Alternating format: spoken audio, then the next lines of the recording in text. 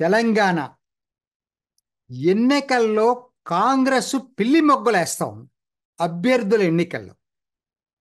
ఎందుకనంటే మరి గెలిచిన ధీమానం, కాకపోతే కాంగ్రెస్కున్నటువంటి సహజ ధోరణి వైఖరి వలన తెలియదు కానీ కాంగ్రెస్ పిల్లి మొగ్గలైతే వేస్తా ఉంది అభ్యర్థుల ప్రకటనలో. మరి అసెంబ్లీ ఉన్నప్పుడు జోరు ఇప్పుడైతే నాకు కనపట్ల కాంగ్రెస్. ఏంటి అసలు ఇంతవరకు అభ్యర్థుల్ని ప్రకటించలేకపోయారు? ఎంత ఇదండి, ఇంత ఇంత దారుణం వాళ్ళకి. రు- ఎన్- ఎంత అసలు ఎప్పటికీ అభ్యర్థులు ప్రకటిస్తారో మొత్తం కంప్లీట్గా చెప్పలేకపోతున్నారు ఇప్పటికి. ఇంకా ముగ్గురు ఉన్నారనుకుంటాను. ఖమ్మం, ఆమ్, వరంగల్. వరంగల్ వచ్చింది. ఇంకొకటి ఖమ్మం, ఇంకొకటి హైదరాబాదు, మూడోది మూడు మూడు నియోజకవర్గాలు. ఇప్పటికి కూడా ఇంతవరకు కరీంనగర్. ఈ మూడు నియోజకవర్గాలు ఇంతవరకు క్యాండిడేట్స్ నిర్ణయించుకోవాలి. రెండో వైపు బీజేపీ దూసుకుపోతా ఉంది. వాళ్ళ అభ్యర్థులు ప్రచారంలో అద్భుతంగా దూసుకుపోతా ఉన్నారు. అందరూ ఎవరినైనా తీసుకోండి, బీజేపీ అభ్యర్థులు ప్రచారంలో ఇప్పటికే సగం కాన్స్టిట్యున్సీ కవర్ చేశారు. కానీ కాంగ్రెస్ అభ్యర్థి ఎవరో తెలియని పరిస్థితిలో ఇంకా కొన్ని నియోజకవర్గాల్లో ఉంది. ఇది కాంగ్రెస్ పరిస్థితి. ఒకవైపు ఇలా ఉంటే రెండో వైపు ఏంది, ప్రకటించిన అభ్యర్థుల మీద చాలా గొడవలు నడుస్తూ ఉన్నాయి. ముఖ్యంగా రిజర్వ్ నియోజకవర్గాల్లో ఎస్సీలకు ఇచ్చింది మూడండి. తెలంగాణలో ఉన్నదే మూడు: నాగర్ కర్నూల్, వరంగల్, పెద్దపల్లి. మూడు ప్రాంతాల్లో మూడు ఉన్నాయి. సో ఇందుట్లో ఇప్పటికి కూడా వాళ్ళ ముగ్గురు ఇప్పుడు క్యాండిడేట్లు అయితే ముగ్గురిని ప్రకటించింది కాంగ్రెస్. ఇక్కడ ఇక్కడ ఇంత వ్యతిరేకత ఎప్పుడు నేను చూడలేదు. ఏంటనంటే ప్రత్యేకత ఏంటి, ఇక్కడ ఎవరికి ఇచ్చారో అభ్యర్థులను చూస్తే, ఎందుకంటే అదవరికి లేదు కానీ తెలంగాణలో పర్టికులర్గా ఇది బాగా ఉంది. మాల మాదిగ వర్గీకరణ దీంతో ఎవరికి అన్యాయం చేయకూడదు అనేటువంటి భావన వాళ్ళల్లో ఒకరికొకరు ఆ అవేర్నెస్ ఉంది. కానీ అది తెలియదా కాంగ్రెస్ కంటే తెలుసు.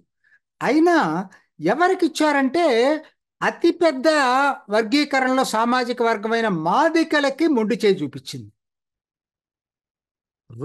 రెండు మాలలకు ఇచ్చింది. ఒకటేమో బైండ్ల ఉపకులం మాదిగల్లో, అది సపరేట్ కులం, కడియం శ్రీహరికి ఇచ్చింది. సో వాళ్ళు 1% కూడా ఉండరు. సో మీకు మిగతా ప్రధానమైనటువంటి మాదిగ సామాజిక వర్గాన్ని విస్మరించటం అందరికీ ఆశ్చర్యకరంగా ఉంది. ఎందుకు ఈ కాంగ్రెస్ పనిచేసింది? ఎందుకంటే ఏం చెప్పాలంటే మనం ఈ లెక్కలు చూసుకున్నప్పుడు తెలంగాణలో ఎలా ఉంది అది వచ్చే ముందు నేను అసలు ఏం జరిగిందో చూద్దాం. ఈ మూడు నియోజకవర్గాల్లో మూడేనండి. ఒకటి నాగర్ కర్నూలు. నాగర్ కర్నూలు మహబూబ్ నగర్, ఉమ్మడి మహబూబ్ నగర్లో భాగం. అక్కడ మీకు దాదాపుగా ఉమ్మడి మహబూబ్ నగర్లో ఉన్నటువంటి ఉమ్మడి మహబూబ్ నగర్ చూసేటట్టయితే మాదిగలు 73.64%. ఒకనాటి లెక్కలు ఇవి.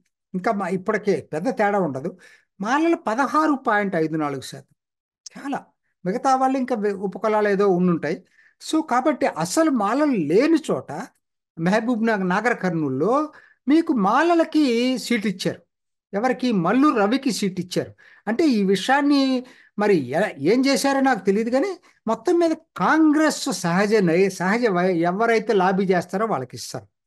క్లియర్గా అది అర్థమైపోయింది. సో ఎందుకనంటే ఇంత తేడా, ఇంత గుంపకొత్తగా ఎస్సీల్లో అందరూ ఎక్కువ భాగం 75% మాదిగలు ఉన్న చోట మాలలకు సీట్ ఇచ్చారు. మాదిగలకు అభ్యర్థి సరైన వాళ్ళు లేరా, లాబీ చేసుకునే వాళ్ళు లేరా అంటే ఏఐసిసి కార్యదర్శి సంపత్ కుమార్, చిన్న స్థాయి వ్యక్తి కాదు. ఏఐసిసి కార్యదర్శిగా ఉన్న సంపత్ కుమార్కి సీట్ ఇవ్వకుండా మల్లు రవికి నాగర్ కర్నూలులో సీట్ ఇచ్చారండి. ఏమనుకోవాలి వీళ్ళని? అదే పెద్దపల్లి చూసుకోండి. పెద్దపల్లి కూడా అక్కడున్న సిట్టింగు ఆయన ట్రై చేసినట్టున్నాడు. చాలామంది ఉన్నారు అక్కడ, చాలామంది ట్రై చేశారు మాదిగలు. వాళ్ళకి ఇవ్వాల. మాలకు సంబంధించినటువంటి గడ్డం వివేక్ వెంకటస్వామి మీకు తెలుసు కదా, వాళ్ళ ఫ్యామిలీ చరిత్ర అంతా. వాళ్ళ అబ్బాయికి ఇచ్చారు, వంశీచంద్కి. అక్కడ అన్యాయం చేశారు. సరే, మూడోదన్న వరంగల్ది నాంచి చివరికి ఇచ్చారని చూసుకుంటే ఎవరికి ఇచ్చారయ్యా వరంగల్లో అంటే, వరంగల్లో కడియం శ్రీహరి కూతురు కావ్య. ఆవిడ ముందుగా బీఆర్ఎస్ అభ్యర్థిగా ప్రకటించారు. ఆవిడ దాన్ని రాజీనామా చేసి కాంగ్రెస్లో చేరి కాంగ్రెస్ నుంచి అభ్యర్థిగా ప్రకటించారు. సరే, ఇవన్నీ వాళ్ళ రాజకీయాల్లో కామను విలువలు ఎక్కడున్నాయని అనుకుందాం అనుకుంటే, కనీసం ఆవిడ సామాజిక వర్గం కూడా కాదు కదా. ఏదైతే మేజర్గా ఎస్సీల్లో ఉన్నటువంటి వరంగల్ చూద్దాం ఎట్లా ఉందో స్టాటిస్టిక్స్. 72.23% మాదిగలు, 18.27% మాలలు.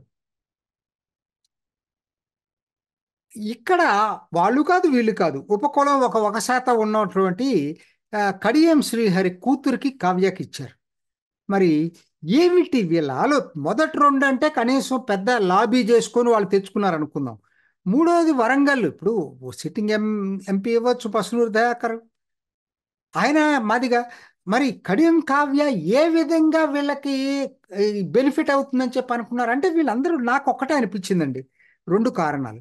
ఒకటి, ఎస్సీలైనా ఎస్సీ ఒక్కరే ఓటేస్తే గెలవరు, అందరూ వేస్తే గెలుస్తారు. ఇవాళ మాకు హవా ఉంది, కాంగ్రెస్కి హవా ఉంది తెలంగాణలో, కాబట్టి క్యాండిడేట్ ముఖ్యం కాదు, ఎవరిని పెట్టినా గెలిపించుకోగలం అనేటువంటి ధీమా, గర్వం, అహంకారం కాంగ్రెస్లో వచ్చిందా? అవుననే సమాధానం వస్తుంది. లేకపోతే ఇదేంటండి నాకు అర్థం కాదు. ఒకసారి మీరు తెలంగాణలో చూడండి, నేను స్లైడ్ ఇచ్చాను మీకు. తెలంగాణ ఎస్సీ జనాభాలో ఎవరంతా చూసుకునేటట్టయితే అసలు ఎక్కడ వాళ్ళు అన్ని చోట్ల మాదిగలే నెంబర్ 1 అండి. కొన్ని చోట్ల అయితే ఓవర్ వెల్లింగ్. ఆదిలాబాద్ చూశారు కదా, 2. ఇంకా ఇంకా వేరే వాళ్ళు ఉన్నారు, మాదిగలు మాలలు కాకుండా వేరే వాళ్ళు కూడా గణనీయంగా ఉన్నారు. ఆదిలాబాద్లో 32, 31 వీళ్ళు. నిజామాబాద్లో 50% మాదిగలు అయితే 42.46 మాలలు. కరీంనగర్లో 58.93, అంటే దాదాపు 59%, మాలలు 28%. మెదక్ 55, 34. హైదరాబాద్ 52, 37. హైదరాబాద్ అంటే తక్కువ ఉన్నారు ఇటు ఉన్న వాళ్ళలో వాళ్ళు లెక్క. రంగారెడ్డి 59, 28. మహబూబ్ నగర్ 73.64, 16.54. నల్గొండ 69, 67, 23.07. వరంగల్ 72, 18, 23. ఖమ్మం 56, 38. ఇదండి లెక్క.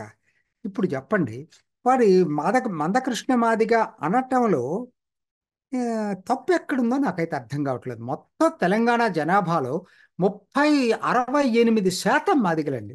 60%, 60% మాదిగలు, 28% మాలలు. అయినా కూడా వాళ్ళు ఏదైతే వర్గీకరణ కోరుకోవటానికి ఉద్యోగాల్లో ఎక్కువ మాలలన్నీ కొట్టేశారని చెప్పి మాకు అన్యాయం జరిగిందని బాధపడుతున్నారో, రాజకీయంగా కూడా అదే జరుగుతూ ఉంది. వాళ్ళకి అన్యాయం జరుగుతూనే ఉంది రాజకీయంగా కూడా. సో అని ఎవరికి బయలు చేశారు? బీసీలకు కూడా అంతే, 2 సీట్లు ఇచ్చారు. సో కాంగ్రెస్ అభ్యర్థుల సెలక్షన్ చూసేటట్టయితే మొదట్లో ప్రతి వాళ్ళు 9, 10 వస్తాయని చెప్పి అంచనా వేశారు. మరి ఈ అభ్యర్థులు సెలక్షన్ అయిపోయిన తర్వాత మొత్తం మళ్ళా కనుక ఇప్పుడు ఒపీనియన్ పోల్ తీస్తే మారే అవకాశం ఉంది కాంగ్రెస్కి. ఖచ్చితంగా అభ్యర్థులు దీంట్లో చూసినప్పుడు బీజేపీకి చాలా అడ్వాంటేజ్ కనపడతా ఉంది ఇప్పటివరకు. నాకు నాకు నాకు ఉన్న అంచనా ప్రకారంగా అయితే మాత్రం ఎంత త్వరగా కాంగ్రెస్ మీద అనుకూలత ప్రజల్లో వచ్చిందో అంత త్వరగా వ్యతిరేకత కూడా కాంగ్రెస్ మీద పెరుగుతా ఉంది. స్వయం కృతాపరాధం ఎవరో చేసుకుంటుంది కదా, అది వాళ్ళ సహజం. కాంగ్రెస్ సంగతి తెలిసిన వాళ్ళు ఎవరో కూడా అది దానికి ఆశ్చర్యపోవాల్సినటువంటి అవసరం లేదు. ఈ రోజుకి అభ్యర్థులు ప్రకటించలేని పరిస్థితిలో రూలింగ్ పార్టీ అయి ఉంది అక్కడ. సో కాబట్టి అది సామాజిక న్యాయం కూడా చేయనటువంటి కాంగ్రెస్కి మరి తెలంగాణ ప్రజలు పట్టం కడతారా,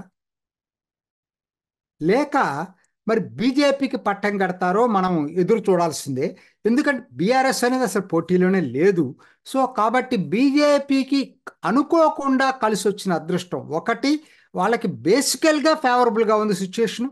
రెండోది, కాంగ్రెస్ చేస్తున్నటువంటి తప్పుల వలన కూడా వాళ్ళకి కలిసి వచ్చే అదృష్టం కనపడతా ఉంది.